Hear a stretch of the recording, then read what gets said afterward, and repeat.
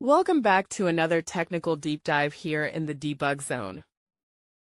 Today we're tackling a big question and breaking it down with insights from other users. Hopefully this clears up some misconceptions and helps you get the answer you need. So buckle up, stay a little curious, and let's jump right in.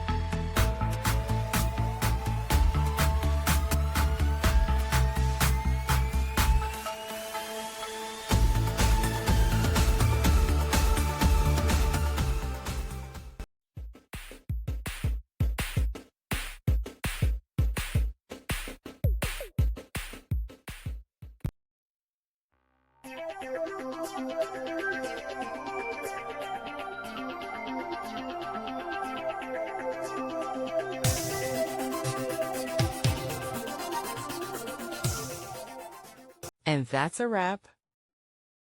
I hope you found the answer you were looking for. If you did, take a second to hit that subscribe button. It really helps out.